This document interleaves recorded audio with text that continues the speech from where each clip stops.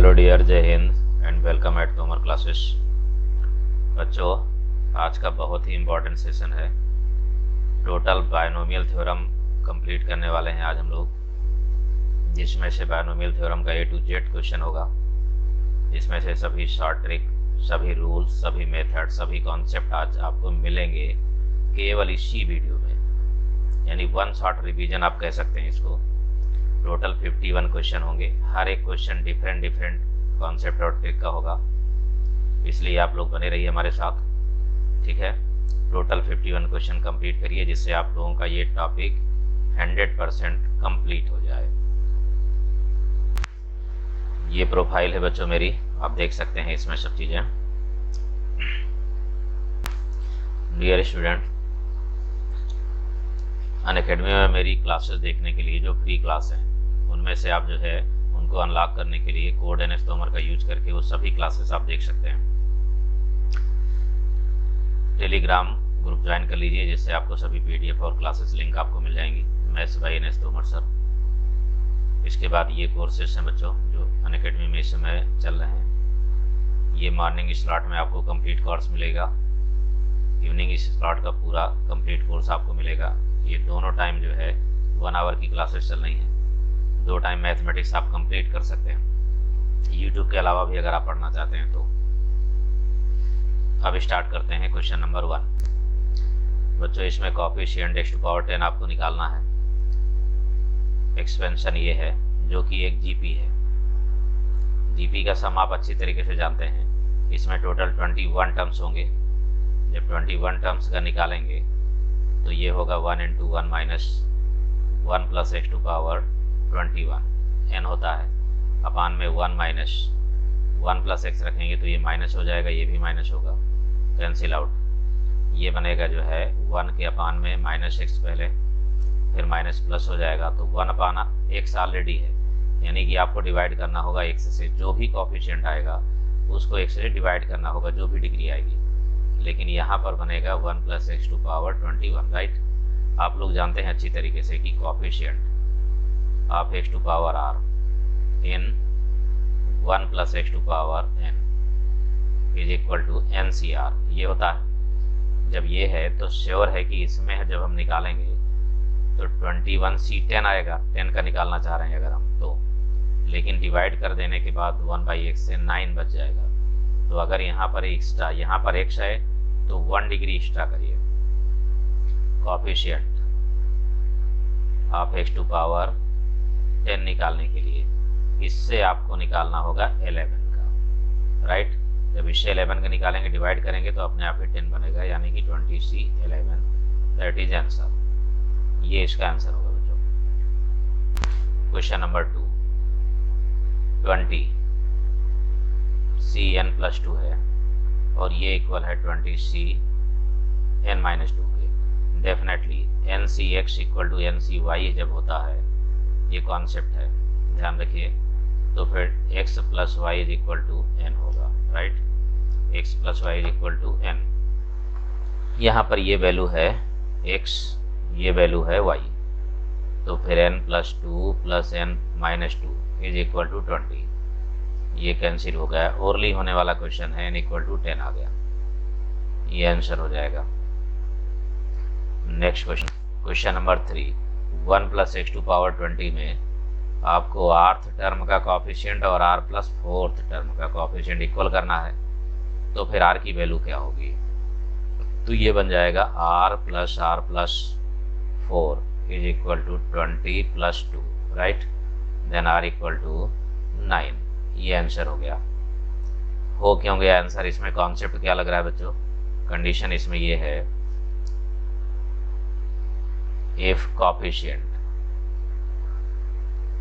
of pth and qth term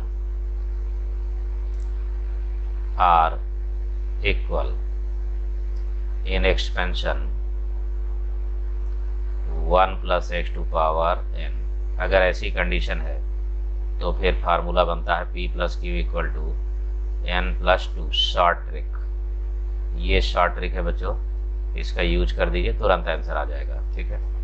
next question, sum of irrational terms. Sum of irrational terms आपको निकालना है, rational terms, sum of rational terms, यानी कि परमेय जो है, जो पद होंगे उनका सम कितना होगा।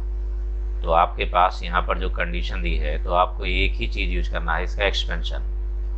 तो जब आप एक्सपेंशन यूज करेंगे तो सबसे पहले आपको एक ब्रह्मास्त्र लगाना है, TR+1 general term. General term आप अच्छी तरीके से जानते हैं क्या होता है। यहाँ पर जब R+1 लिखेंगे तो NCR, ठीक है। यहाँ पर फर्स्ट टर्म जो भी होगा उसकी पावर n-r, सेकेंड टर्म जो भी होगा उसकी पावर r। ये होता है ब्रह्मास्त्र, कह सकते हैं आप इसको, बहुत यूज होता है। बायनोमियल का इकलौता फार्मूला है जो सबसे ज़्यादा इंपॉर्टेंट है ये। इसमें से फर्स्ट टर्म ये है, सेकेंड टर्म ये है, यही फर्स्ट और सेकेंड है। तो जब आप इसमें लगाएंगे आप, तो TR+1 ही लिखना है आपको इसमें। यहाँ पर हो जाएगा 10CR√2, यानी 2 की पावर 1/2। तो 10-r/2 लिखेंगे। यहाँ पर होगा 3 टू पावर 1/5, यानी कि r/5। श्योर है कि ये रेशनल तभी होगा, यानी ये जनरल टर्म आया है, ठीक है। ये रेशनल तभी होगा जब यहाँ पर r इंटीजर हो जाए, ये भी इंटीजर हो जाए। तो डेफिनेटली यहाँ r/2 बन रहा है, यहाँ r/5 बन रहा है। तो फिर क्या होगा, r इज मल्टीपल ऑफ 5। अब 5 के 2 ही मल्टीपल होंगे, जो है 0 से 10 तक में r की वैल्यू लेने पर। एक 0 एंड 10, 2 ही वैल्यूज आ गई। क्लियर। जब आपके पास r की 2 वैल्यूज आ गई तो फिर फटाफट यहाँ पर r की वैल्यू रखिए, एक बार 0 रखिए और एक बार 10 रखिए आप। तो जैसे ही आप 0 रखेंगे तो यहाँ बना 10C0, 10C0 बन गया। दूसरा यहाँ पर आप जो है r की वैल्यू 10 रखेंगे तो 2 की पावर 0 1 हो जाएगा। यहाँ पर आप जो है r की वैल्यू यानी 3 स्क्वायर आ जाएगा, यानी 9 हो जाएगा। इसके बाद दूसरे में आ जाइए, जब r इक्वल टू वैल्यू 10 रखेंगे तो 10C10 होगा। जब यहाँ 10 रखेंगे r की वैल्यू, तो क्वेश्चन नंबर 4 में कह रहा है सम ऑफ रेशनल टर्म्स, यानी कि परिमेय जितने भी पद होंगे उन सभी का सम कितना होगा। तो सबसे मेन बात आप याद रखिए कि जनरल टर्म क्या होता है, इन एक्सपेंशन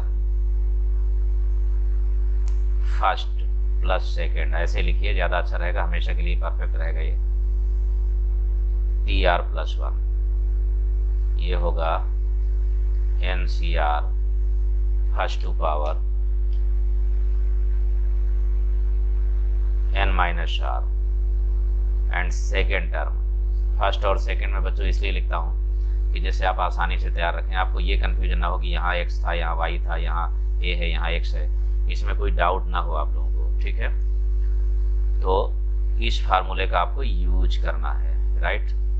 जब भी ऐसी कंडीशन कोई क्वेश्चन आएगा रेशनल इरेशनल टर्म्स, तो आप इसी फार्मूले का यूज करेंगे और इस फार्मूले का यूज करते ही क्वेश्चन आ जाएगा, तुरंत बनेगा।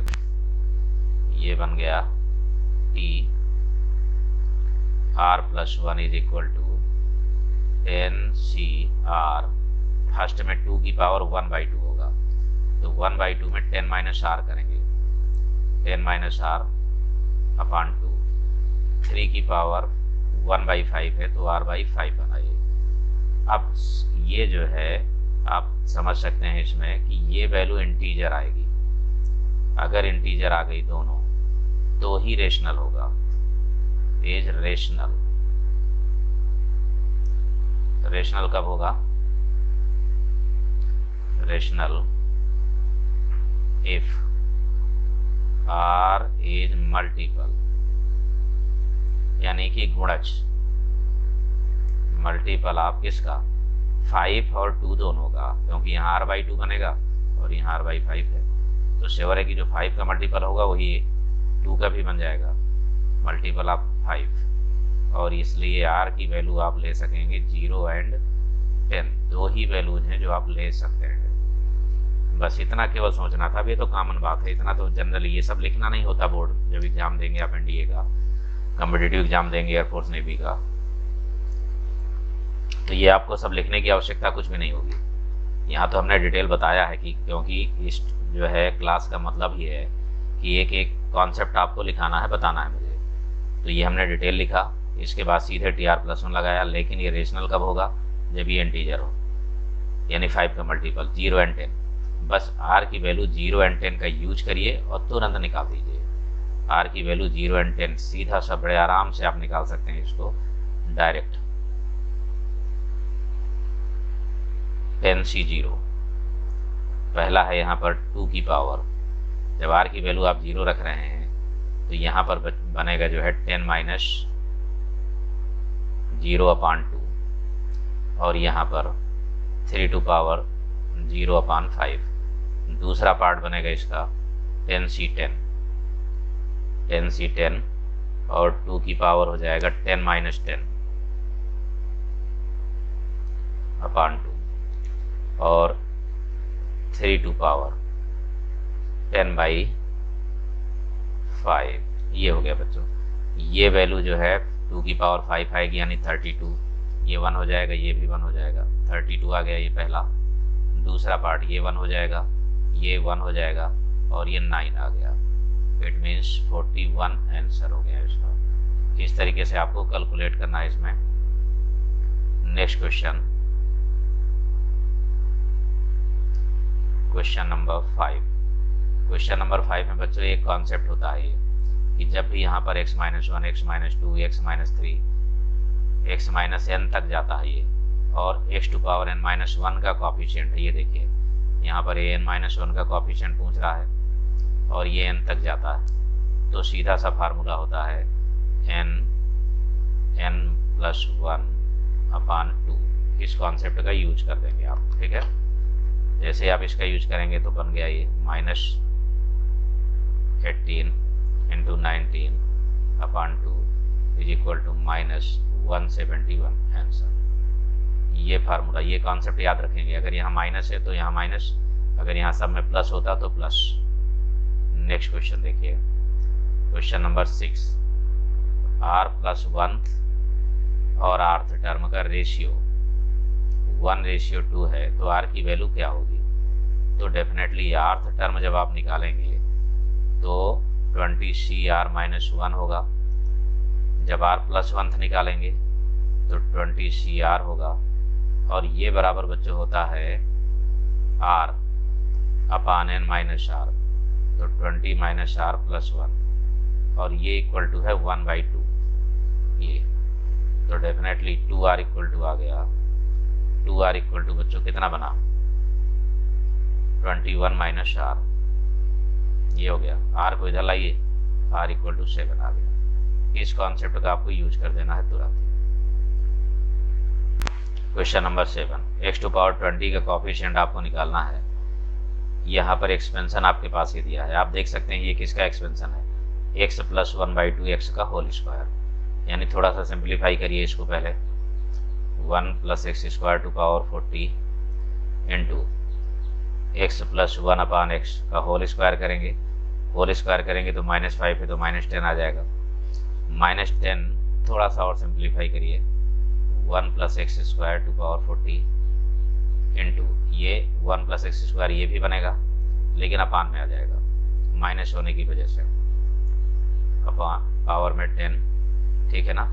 अपान में x भी रहेगा लेकिन ये x ऊपर आ जाएगा, तो इंटू x⁻10 ये ऊपर हो गया। इससे आप इसको कैंसिल कर सकते हैं तो 30 बचेगा। x⁻10 आपके पास ऑलरेडी है। अब x⁻10 आपके पास जब गिवन है तो आपको 20 लाने के लिए अब केवल इसमें चाहिए x⁻10 का कॉफिशिएंट। अब आपको निकालना है सिर्फ इतना, कॉफिशिएंट ऑफ x⁻10, और वो भी किस में? In expansion 1 + x² 30। ये तो x² भी है यहाँ पर, तो सीधी सी बात है कि x² 5 कर देंगे तो 10 आ ही जाएगा। इसका मतलब सीधे हो गया 30C5। 5 बार में ही ये पावर 10 बन जाएगा। अब 30C5 या 30C25 सेम ही है, ये आंसर हो गया। नेक्स्ट क्वेश्चन है बच्चों, 1 + x⁻n है। ठीक है। अगर आपको fifth sixth seventh term AP में लेना है, एपी में है ये, तो एन की वैल्यू क्या होगी? तो फिफ्थ टर्म का कोएफिशिएंट क्या होगा बच्चों? फिफ्थ टर्म होगा NC4, सिक्स्थ टर्म होगा NC5, सेवन्थ टर्म होगा NC6। एक कम हो जाएगा, सीधी सी बात है, आर की वैल्यू एक कम ही होगी। ये एपी में होंगे। ये जब एपी में है तो डेफिनेटली यहाँ पर जो है हमें फार्मूला यूज करना है NC5 twice is equal to NC4 plus NC6। यहाँ पर जब आप n की वैल्यू रखेंगे, यहाँ पर आपको पुट करना है इनमें से ऑप्शन में, ठीक है ना। तो अगर आपने 7 रखा, ठीक, n इक्वल टू 7 रखेंगे तो सेटिस्फाइड हो जाएगा, n इक्वल टू 14 रखेंगे तो सेटिस्फाइड हो जाएगा दोनों में, इसलिए इसका आंसर ये हो गया, राइट। इस तरीके से आपको लगाना है। अगर पूरा इसको सॉल्व करके निकालना चाहें तो भी n की वैल्यू निकल आएगी, n इक्वल टू 7 निकलेगा, n इक्वल टू 14 आ जाएगा। लेकिन ये इस तरीके से आप चेक करिए, ज़्यादा बेटर है, टाइम बर्बाद करने की जरूरत नहीं है, जल्दी होगा इससे। नेक्स्ट क्वेश्चन है 1 प्लस एक्स टू पावर 11 में फिफ्थ टर्म 24 टाइम्स है, यानी कि T5 24 टाइम्स है, वो भी T3 के। तो कोएफिशिएंट T5 का क्या होगा? 11C4, साथ में x टू पावर 4 भी बनेगा, ये होगा 24 और ये होगा 11C2, साथ में x स्क्वायर बनेगा, ये कैंसिल हुआ, x स्क्वायर बचा इसमें, x square is equal to हो जाएगा 24 इंटू 11C2 अपान 11C4। ये कैलकुलेट करिए बच्चों इसको, जब कैलकुलेट करके लाएंगे इसको बिल्कुल सिंपल तरीके से जैसे आप करते हैं, ये 4 आ जाएगा, यानी x स्क्वायर की वैल्यू हो जाएगी 4। कैलकुलेशन वो भी वेरी सिंपल कैलकुलेशन है, कुछ खास नहीं है, बड़े आराम से कर सकते हैं इसको। Question number 10। क्वेश्चन नंबर 10 में क्या कह रहा है बच्चों? 21st एंड 22nd टर्म्स दोनों के कोएफिशिएंट इक्वल है, तो फिर वैल्यू क्या होगी? अगर ये दोनों ही इक्वल हैं तो x की वैल्यू क्या होगी, ये पूछा है। तो 21st टर्म यानी कि 44C20, r की वैल्यू 1 कम हो जाती है टर्म से, ये ध्यान रखिएगा आप इसको। तो यहाँ पर भी आ जाएगा x टू पावर 20, यहाँ पर होगा 44C21 और x टू पावर 21 हो जाएगा, इससे ये कैंसिल हुआ।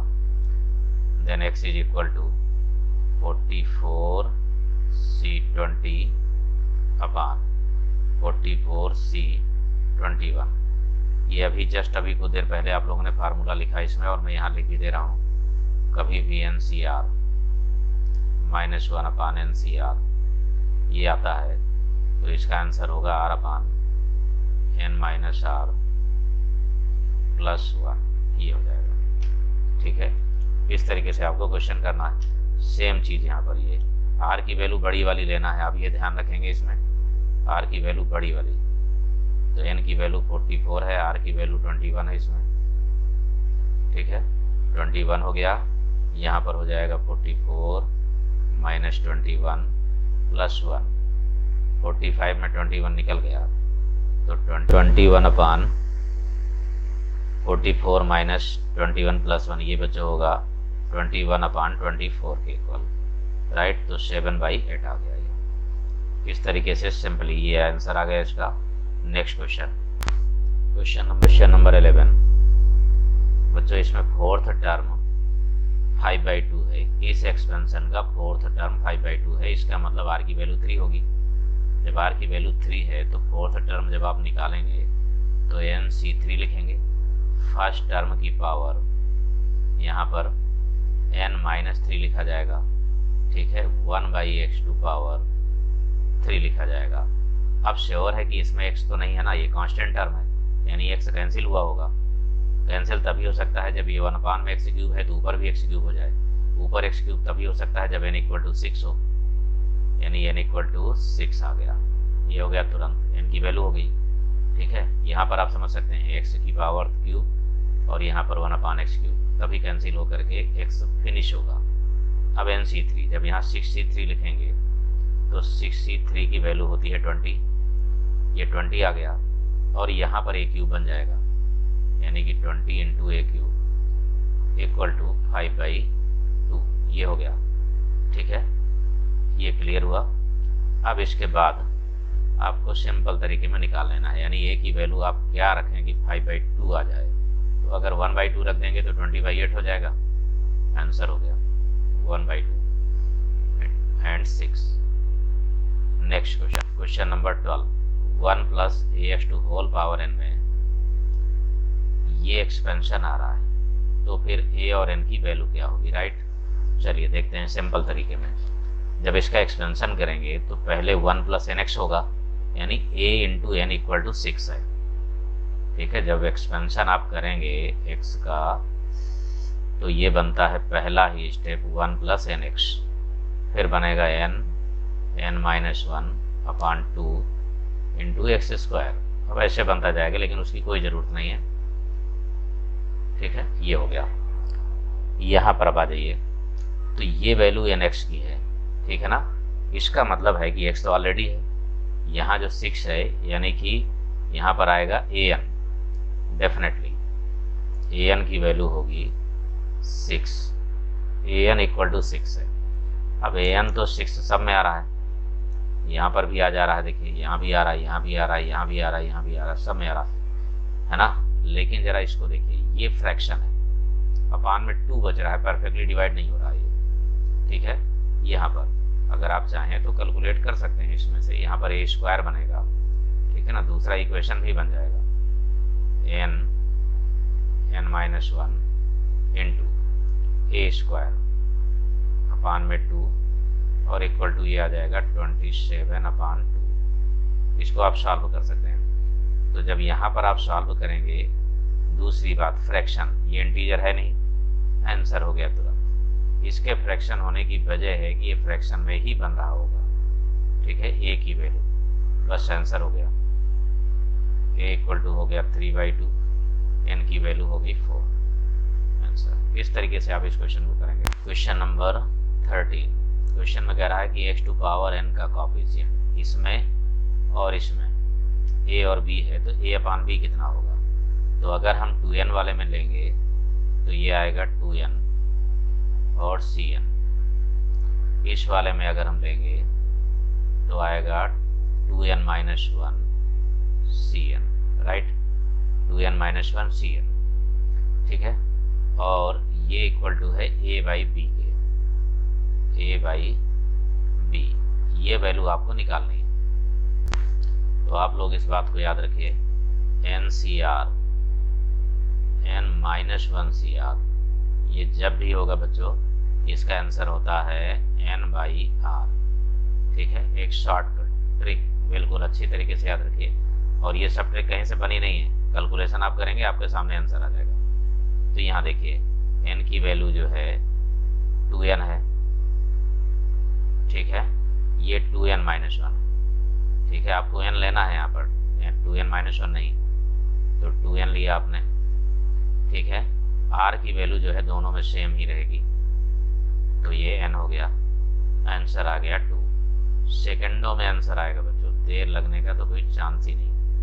ठीक है, बस जरूरी है कि वो कॉन्सेप्ट, वो ट्रिक आपने पढ़ी हो, आपको पता हो, और वो सब चीज़ मैं बता भी रहा हूँ आप लोगों को। नेक्स्ट क्वेश्चन कह रहा है कि इसके एक्सपेंशन में n नेचुरल नंबर होने की बजाय x⁵ और x⁻10 का कॉफिशिएंट का सम 0 है।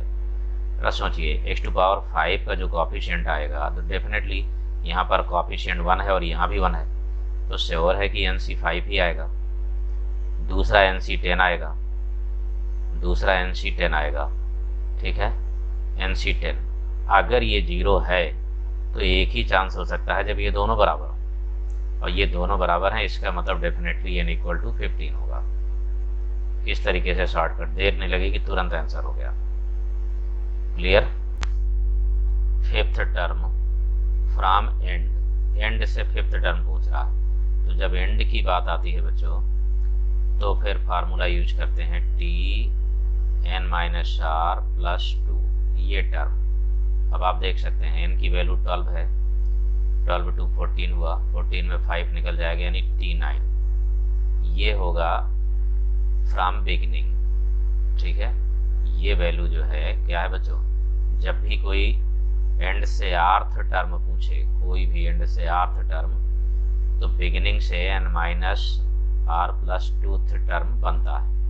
T9 का मतलब हुआ कि T8 प्लस 1, राइट। जब इसमें निकालेंगे तो ये हो गया 12C8 into x cube upon 2 to power 12C8 में माइनस करेंगे तो 4 बचा, यहाँ पर -2/x² की पावर 8 होगा। आप यहाँ देख सकते हैं इवन होने की वजह से पॉजिटिव आएगा, ठीक, इवन होने की वजह से पॉजिटिव आएगा। दूसरी बात 4 3 12 है, x की पावर 12 है और अपान में x टू पावर 16 है। तो जब आप डिवाइड करेंगे x टू पावर 12 से x टू पावर 16 को, तो क्या बचा, x टू पावर -4 बच रहा है, -4, यानी x टू पावर -4 बच रहा है, ठीक है ना।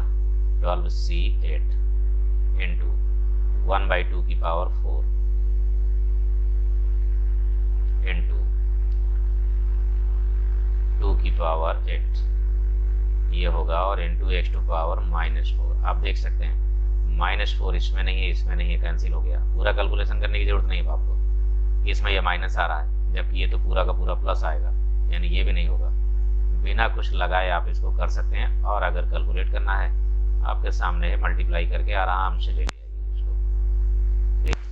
क्वेश्चन नंबर 16 में है आर्थ टर्म निकालना है बच्चों, गलती नहीं होना चाहिए, आपको TR निकालना है। TR का मतलब होगा कैपिटल R मान लेते हैं, R-1 + 1 ये। अब आपको कैपिटल R की वैल्यू निकालनी है, तो फार्मूला जो है बिल्कुल सिंपल मेथड में, ये वैल्यू P है जो पावर है, ये वैल्यू Q है, ये वैल्यू N है, तो R की वैल्यू होगी NP - M अपान P + Q। ये फार्मूला है बच्चों, ध्यान रखिए, जिसमें से M की वैल्यू ये रही 4। तो जब आप यहाँ रखेंगे तो 12 × 1 - 4 अपान में P + Q, यानी कि 1 + 2 ये हो जाएगा, 1 + 2। यहाँ पर है 10, n की वैल्यू 10 है, तो बचेगा इसमें से 6/3 यानी कि 2। कैपिटल R की वैल्यू 2i है। गलती मत करिएगा, बहुत सारे बच्चे ये गलती कर देते हैं कि हमने R निकाला है तो 2 आ गया, तो 2 ऑप्शन में ही नहीं है, बिल्कुल नहीं। आपने जो निकाला है वो कैपिटल R निकाला है, आपको टर्म चाहिए, ठीक है ना, यानी कि T3 निकला, इसमें R की वैल्यू होगी 3। ये ध्यान रखना है आपको बच्चों। Next question 17, coefficient of x to power 7 निकालना है। Coefficient of x to power 7, और किसके एक्सपेंशन में, 1 - x टू पावर 4। तो इसको तो एक्सपेंशन करने की जरूरत ही नहीं है, इसको करना है आपको, 1 + x टू पावर 9 को। जब इसको करेंगे आप तो x टू पावर 7 चाहिए हमें मात्र, तो बस 7 को ही देखना है। तो 7 के लिए आपको क्या चाहिए, आप 1 है आपके पास तो एक तो 7 वाला चाहिए, 4 है तो एक 3 वाला चाहिए, बस 2 ही चाहिए। फिर भी अगर पूरा लिखना चाहते हैं आप तो लिख सकते हैं, इसमें मैं लिख दे रहा हूँ 9C0 + 9C1 x + 9C2 x² + 9C3 x³। इसकी ज़रूरत है, 4 3 7 हो जाएगा ये। अब इसके बाद आगे डैश कर देते हैं, और 9C7 x टू पावर 7, बस आगे छोड़ दीजिए बच्चों, ये हो गया। तो अब जब 1 से मल्टीप्लाई करेंगे आप, तो 1 से मल्टीप्लाई करने पर 1 × 9C7 चाहिए, तो अपने आप 9 x टू पावर 7 आ जाएगा, ये हो गया। इसके बाद जब आपके पास 4 है तो 4 के साथ 3 और चाहिए, तो 7 हो जाएगा, तो 9C3 हो जाएगा, 9C3 ये हो गया बच्चों। दोनों को माइनस कर दीजिए कंप्लीट करके, तो -48 आ गया, ये आंसर हो गया इसका। डियर यहाँ पर है मिडिल टर्म 4, n की वैल्यू 4 है, तो टोटल टर्म्स होंगे 5 में से आप समझ सकते हैं कि थर्ड टर्म मिडिल होगा, ये मिडिल टर्म होगा।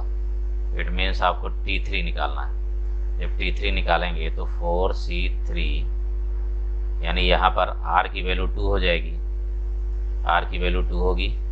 फर्स्ट टर्म 2 की पावर 2 हो गया, सेकेंड टर्म 3 टू पावर ये भी 2 हो जाएगा, 4c2 होगा 6, ये होगा 4, ये होगा 9, तो ये आ गया 216। ये आंसर हो गया बच्चों 216D। इस तरीके से मिडिल टर्म की वैल्यू आ जाएगी। क्वेश्चन नंबर 19 में पूछा है नॉन जीरो टर्म्स कितने होंगे, तो यहाँ पर प्लस है, ये देखिए यहाँ भी प्लस है और ये 1 + x है और ये 1 - x है, तो टोटल टर्म इसमें 12 होंगे और इसमें भी 12 होंगे। तो जो बचेगा इसमें, जब यहाँ पर प्लस होता है तो पहला टर्म बचता है, यानी इवन r की वैल्यू इवन बचेगी, 0 बचेगा, 2 बचेगा, 4 बचेगा, 6 बचेगा, 8 बचेगा, 10 बचेगा, 11 से आगे जाएगा नहीं, यानी टोटल टर्म्स आ गए 6। बहुत ही आराम से, कोई फार्मूला लगाने की कोई ज़रूरत नहीं है। फार्मूला तब लगाइए जब बड़ा हो, ठीक है ना। अगर फार्मूले आपको लगाना है तो आप लगा सकते हैं। n+1/2 जब ऐड होता है तो n+1/2 यानी कि 11+1/2 यानी 6 आ जाएगा, 6 टर्म हो जाएंगे। इस तरीके से आप लगा सकते हैं, लेकिन फिलहाल इसकी आवश्यकता नहीं है। नेक्स्ट क्वेश्चन है ये क्वेश्चन नंबर 20। क्वेश्चन में कह रहा है कि 1 + x⁴n का middle term alpha and 1 + x⁴n - 1 के दो टर्म्स हैं, दो मिडिल टर्म्स हैं बीटा एंड गामा। तो जब इवन होता है तो एक ही मिडिल टर्म आता है, ध्यान रखिए। जैसे आप 4 लेंगे तो 4 टर्म्स में 5 हुआ, तो मिडिल टर्म बीच में आ जाएगा, यानी इसमें मिडिल टर्म होगा बच्चों t 2n/2 + 1, ये होगा, ठीक है। n/2 + 1 होता है, यानी कि tn + 1 आया, यानी कि 2n/cn, ये वैल्यू होगी अल्फा की। इसमें जब आप निकालेंगे तो इसमें दो टर्म्स होंगे, ये 2 से कैंसिल होता नहीं है, इसलिए +1 करेंगे आप, यानी +1 करेंगे तब टर्म आएगा, ठीक है। जो पूरा टर्म बनेगा वो बनेगा t 2n - 1 + 1/2, ये टर्म होगा, ये आएगा। जब ये बनेगा तो 1 1 कैंसिल हुआ, यानी tn का मतलब हो गया कि 2n - 1 cn - 1, ये हो जाएगा बीटा। सिमिलर इसी के ठीक आगे वाला आपको ले लेना है, जस्ट इसके आगे वाला, r की वैल्यू जस्ट आगे, 2n - 1 cn = गामा। अगर हम इन दोनों को जोड़ेंगे तो क्या रहा है, देखिए दोनों को ऐड करते हैं तो 2n - 1 cn - 1 plus 2n - 1 cn = आ जाएगा 2n cn। ये फार्मूला आप लोगों ने पढ़ा होगा, NCr + NC r - 1 = n + 1 Cr, ये होता है, वही पर यूज कर देंगे। और ये इक्वल टू आ गया अल्फा के, इसका मतलब है कि अल्फा = बीटा + गामा, ये हो गया आंसर। चलिए अब आते हैं नेक्स्ट।